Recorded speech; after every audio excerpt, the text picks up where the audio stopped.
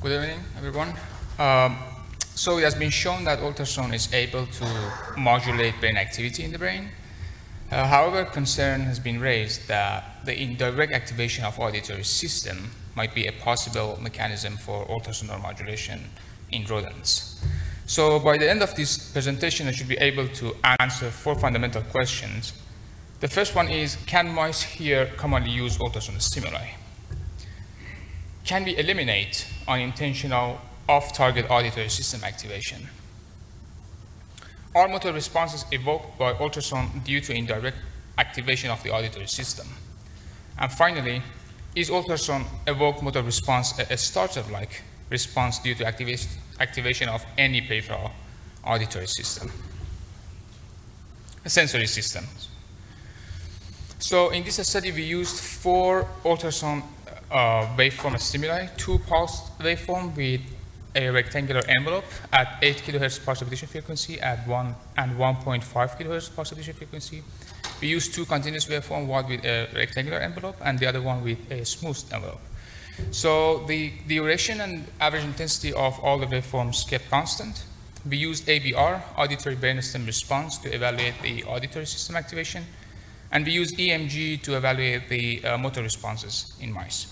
And also a 40 dB audible sound click as a positive control for the auditory system activation. So we can see here with these 3 waveforms that the sharp edges of the beginning and the end of the ultrasound waveform, the ultrasound envelope, can cause auditory pathway activation.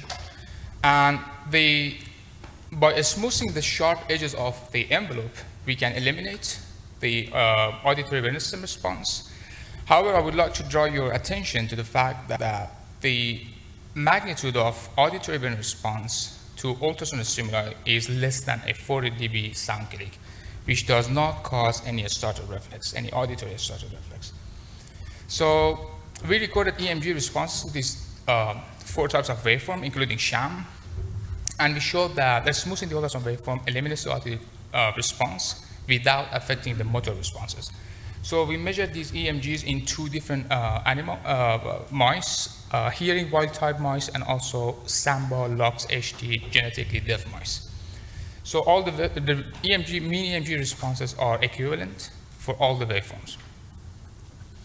To further investigate the involvement of auditory system in ultrasound-stimulated motor responses, we, after confirming that wild-type hearing mice have a functional auditory system and 2 strains of genetically deaf mice have no measurable auditory response.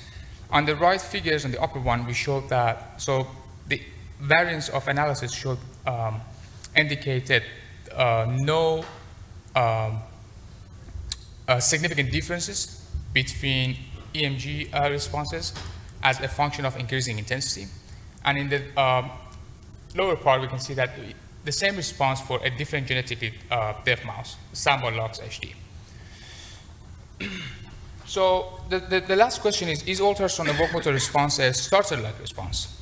So a startle response is elicited by an intense stimulation of auditory system, tactile system, or vestibular system. So it is defined as a sudden movement of the whole body, and it has a latency less than 10 milliseconds measured in rodents. So we approached this issue by changing the pulse duration of ultrasound and recorded EMG activation. So in this figure, we can see that EMG activation is dependent on the ultrasound sonication duration. And the average intensity is around 80 milliseconds, which greatly exceeds the short latency of a startle reflex. So the EMG activation duration is highly correlated with the pulse duration, ultrasound pulse duration. To summarize, we showed that commonly used ultrasound waveform can unintentionally activate the auditory system. Auditory response can be minimized or eliminated by smoothing the waveform. And also, ultrasound motor responses are not due to activation of auditory system. And finally, ultrasound evoked motor responses are not consistent with a startle-like response. I would like to thank my lab member, and also thank you for your attention. I would like to open for any question from the audience.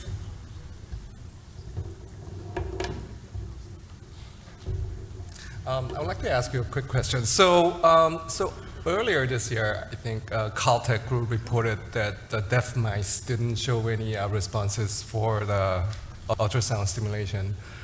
What do you think is the little, discrepancy is there?